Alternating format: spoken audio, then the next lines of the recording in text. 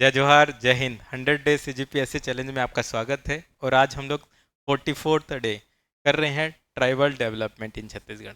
जो जनजाति है, विकास है, उसको समझने की कोशिश करेंगे और उसके अनुरूप क्वेश्चन बनाएंगे। तो सबसे पहले अगर हम लोग देखें छत्तीसगढ़ में जो जनजातीय विकास है, तो उसमें हम लोग अलग अलग पहलू देखेंगे जनजातियों का। सामाजिक पहलू, आर्थिक पहलू, उनका शिक्षा, उनका राजनीतिक पहलू और कल्चरल मेजर जो जो सरकार ने लिए हैं वो देखेंगे। और बेसिकली हम लोग का उद्देश्य क्या है, जैसे हम देखते हैं तो जनजाति है और बेसिक समाज है, मेन स्ट्रीम समाज है, उनके बीच हम लोग क्या है, दूरियां को कम करने की कोशिश कर रहे हैं। साथ ही साथ जब ये विकास के कार्य कर रहे हैं तो उनके उनको के हित में रखते हुए और उनके इंटरेस्ट में रखते हुए कर रहे हैं। ऐसा भी न लगे कि उनके जो कस्टम हैं, उनके जो परंपराएं हैं, उसके ऊपर हम लोग हस्तक्षेप कर रहे हैं। मतलब उनके पहचान को बना के रखना चाहते हैं और उसके अकॉर्डिंग हम लोग अपना डेवलपमेंट का कार्य स्टार्ट किए हैं। और जब ट्राइबल को देखेंगे, जनजाति को देखेंगे, तो हमको उनको देखने का लेंस अलग अलग हो सकता है। और जनरली हम लोग जो देखते हैं, जब विकास की बात किया जाता है तो आर्थिक विकास का पैमाना रहता है। और आर्थिक विकास में हम लोग जो देखते हैं तो क्या देखते हैं कि वो कितना इंडस्ट्रियलाइज हुए कि नहीं, कितना एजुकेटेड हुए कि नहीं, कितना उनके पास सुविधाएं हैं कि नहीं, ट्रांसपोर्टेशन कितना है, कितना वो टेलीफोन है कि नहीं, मोबाइल फ़ोन है कि नहीं। तो ये सब कुछ देखते हैं।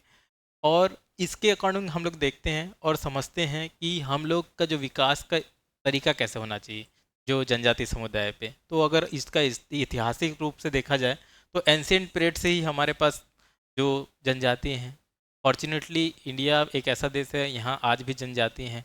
बहुत सारे जो यूरोप के देश हैं, इवन अमेरिका के जैसे देश है, या फिर ऑस्ट्रेलिया को देखेंगे तो वहाँ पे कितने हैं, जितने भी जनजाति हैं उनको उनके जो बेसिक जो संस्कृति था वो ख़त्म हो चुका है और पूरा संस्कृतिकरण हो गया है। जब धर्म के आने के बाद संस्कृति का थोड़ा सा उनके पहचान कम हो गया है। लेकिन भारत एक ऐसा देश है, यहाँ पे बहुत सारे संस्कृति आज भी जिंदा है। उसमें से एक ट्राइबल संस्कृति है जो जिंदा है और आपको दिखता है।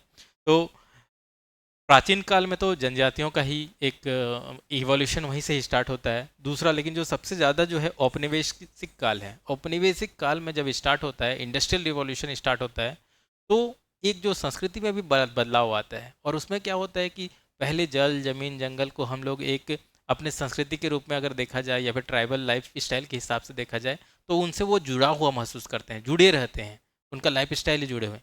लेकिन जैसे ही औपनिवेशिक काल आता है, इंडस्ट्रियल रिवॉल्यूशन आता है, ब्रिटिश काल आता है, तो वहाँ पे क्या होता है, उनको जो प्रकृति है एक तरह से एक संसाधन ही दिखता है, संसाधन ही दिखता है। और वहाँ से कितना पेड़ काट सकते हैं, इंडस्ट्री कितना बना सकते हैं, जो पेड़ कटा है उससे कितना ट्रैक बिछा सकते हैं, वहाँ पे जो मिनरल्स है उसका यूज़ करके कोयला निकाल सकते हैं। तो ये भावनाएं आती है। और उसके कारण क्या है कि जितना भी जनजाति जो जगह दिखे होंगे वहाँ पे विद्रोह भी होता है। जब भारतीय जो स्वतंत्रता संग्राम देखते हैं तो सबसे पहले हलवा विद्रोह हम लोग का नज़र आता है यहाँ पे। उसके बाद संथाल विद्रोह हर जगह पे नज़र आता है। तो वहाँ पे शोषण भी होता है, उनका दमन भी होता है। लेकिन जैसी स्वतंत्रता मिलता है तो जवाहरलाल नेहरू जी बोलते हैं कि उन्हें उनका संस्कृति को प्रिजर्व करने का पूरा अधिकार है। तो उसके लिए जो संविधान में भी बहुत सारे इम्पोर्टेंट क्या निभाए हैं, इम्पोर्टेंट आर्टिकल दिया गया है, तो उसको भी आज पढ़ेंगे। लेकिन स्वतंत्रता के बाद हम लोग का जो नीति होता है, जो डेवलपमेंट का जो नीति होता है, वो कल्याणकारी रहता है और उनकी पहचान नष्ट हो ना हो उसका रहता है। तो उसके लिए बहुत सारे अप्रोचेस हम लोग ने किया है और उसके लिए बहुत सारे सरकार ने योजना बनाया है जिसको आपको पढ़ना रहता है। केंद्र सरकार की योजना है, राज्य सरकार की योजना है, और उनके शिक्षा, स्वास्थ्य और आजीविका और आत्मनिर्भर बनाने के लिए बहुत सारे जो नीतियां हैं और पॉलिसी हैं आपको पढ़ना रहता है। और जनजातियों को स्पेसिफिकली उनकी आइडेंटिटी को प्रिजर्व करने के लिए अनुच्छेद 342 में स्पेशल प्रिविलेज भी दिया गया है। साथ ही साथ जो सामाजिक संरक्षण के रूप में जो अनुच्छेद 15, 16, 19, 46 में दिया गया है, ये हमारा संविधान ने दिया हुआ है। राजनीतिक संरक्षण के रूप में भी हम लोग को दिखेगा कि जो रिजर्वेशन का प्रोविज़न आपको मिलेगा, ठीक है, एसटी जो जो हैं समुदाय हैं उनको भारत के एम्प्लॉयमेंट में, एजुकेशन में रिजर्वेशन है। आर्टिकल कौन कौन से है आपको पता रहना चाहिए।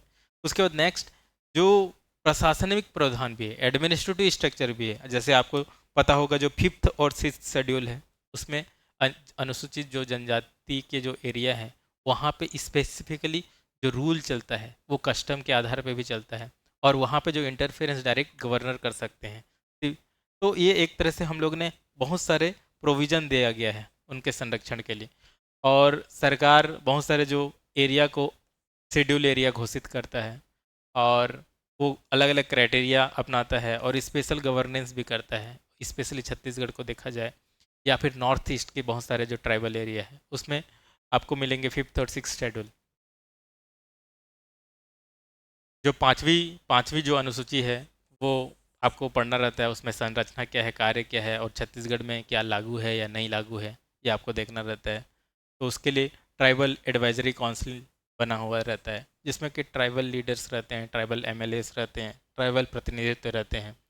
और उसके लिए ट्राइबल सब प्लान एरिया भी बनाया गया है स्पेशल उन लोग के लिए, क्योंकि विकास के जो अवधारणा है उससे बहुत पीछे हैं।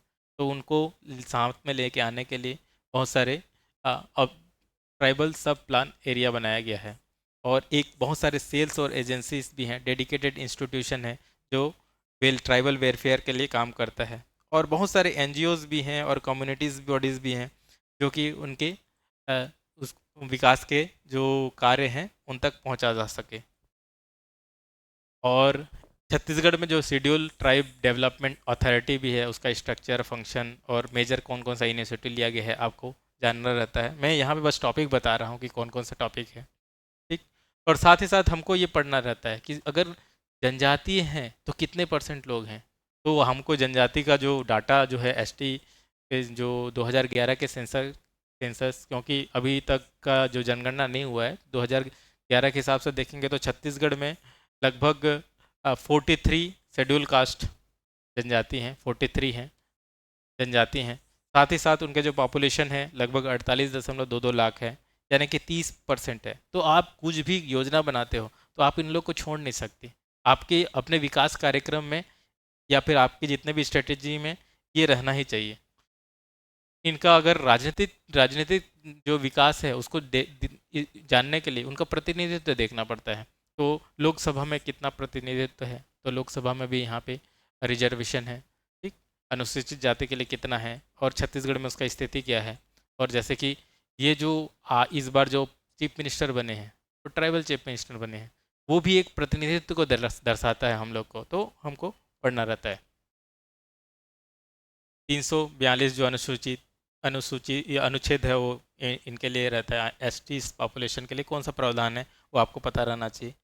नेक्स्ट, अगर हम लोग देखेंगे तो अलग अलग जो जनजाति हैं उनका वितरण भी आपको ज्योग्राफिकली पता रहना चाहिए, तब जाके आप बता सकते हो कि विकासात्मक कार्यक्रम हो पा रहा है या नहीं हो पा रहा है। तो अलग अलग आपको जनजाति दिखेंगे, जैसे कि गोंड जनजाति आपको सेंट्रल इंडिया में, सेंटर छत्तीसगढ़ मिल जाएगा। उराव जनजाति आपको कहाँ पे, नॉर्थ में दिख जाएगा। हलवा जो जनजाति है आपको साउथ में दिखेगा। को बैगा और कोरबा, कोरबा जो है को जनजाति के नाम से ही बना है। तो उनके बहुत सारे उप जनजाति हैं।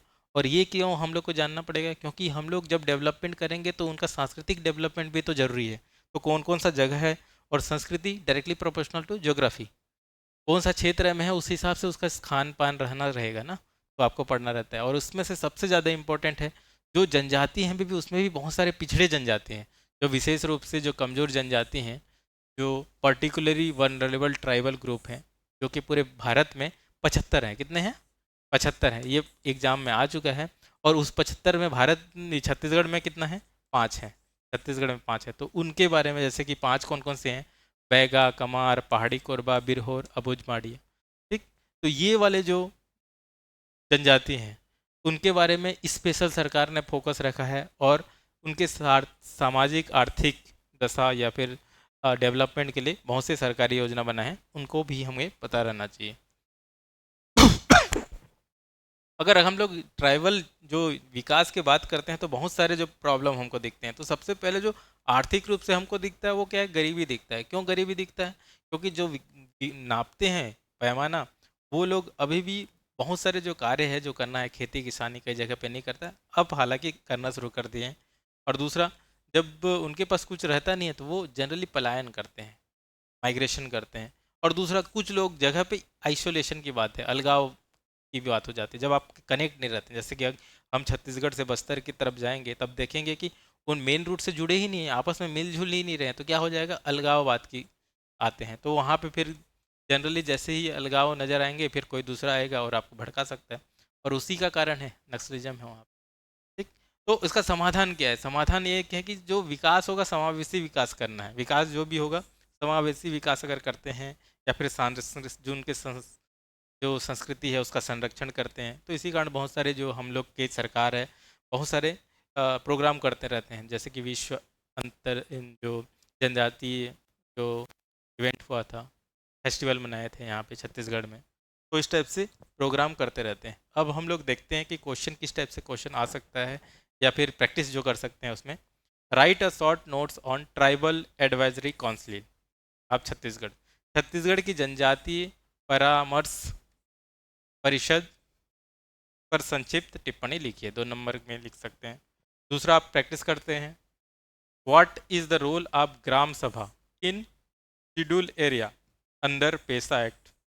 एक जो पंचायती राज अधिनियम है वो क्या है कि नॉर्मल डिस्ट्रिक्ट के लिए, लेकिन जो ट्राइबल बहुल डिस्ट्रिक्ट है वहाँ पे क्या लगता है, पेसा जो एक्सटेंशन पंचायती राज एक्सटेंशन जो एक्ट लगता है वो लगता है, तो उसमें और ज़्यादा एम्पावरमेंट दिया गया है। तो आपको बताना है कि पेसा अधिनियम के अंतर्गत जो अनुसूचित क्षेत्र में ग्राम सभा की क्या भूमिका है, ग्राम सभा की क्या भूमिका है। अगला क्वेश्चन आपको प्रैक्टिस करना है, discuss the socio economic problem of PVTG in Chhattisgarh. Chhattisgarh में जो पीवीटीजी है, पर्टिकुलर वल्नरेबल ट्राइबल ग्रुप्स हैं, की सामाजिक आर्थिक समस्याओं पर चर्चा कीजिए। कुछ जैसे कि कमार जनजाति है, कमार जनजाति अभी भी जो जो गरियाबंद के आसपास में मिलते हैं, वहाँ पे आज भी वो लोग एग्रीकल्चर करना सीखे नहीं है। ठीक। तो ये अब वहाँ पे कैसे करके जो आर्थिक समस्याएं हैं और सामाजिक समस्याएं हैं वो आप लिख सकते हैं यहाँ पे। नेक्स्ट है क्वेश्चन है, discuss the administrative and constitutional mechanism for tribal development in Chhattisgarh. Chhattisgarh में जनजातीय विकास हेतु प्रशासनिक और संवैधानिक तंत्र पर चर्चा कीजिए। अगला क्वेश्चन जो आप प्रैक्टिस कर सकते हैं 15 मार्क्स के लिए है, tribal development policy in Chhattisgarh face the challenges of balancing traditional and modernisation discuss. Chhattisgarh में जनजातीय विकास नीति परंपरा और आधुनिकीकरण के संतुलन की चुनौतियों का सामना करती है, चर्चा कीजिए। या तो फिर आप लिख सकते हो, analyse the history, policies and constitutional framework for tribal development in Chhattisgarh. Chhattisgarh में जनजातीय विकास का इतिहास, नीतियों एवं संवैधानिक ढांचे का विश्लेषण कीजिए। तो आप लिख सकते हैं, प्रैक्टिस कर सकते हैं, और हमें डायरेक्टली जो टेलीग्राम चैनल है युवा चैलेंज या फिर युवा रायपुर टेलीग्राम चैनल में भेज सकते हैं। साथ ही हमारे ऐप से जुड़ने के लिए आप स्कैन कर सकते हैं और हमसे कोई क्वेश्चन पूछ सकते हो, क्वेरी पूछ सकते हो स्कैन करके। Thank you. जय हिंद।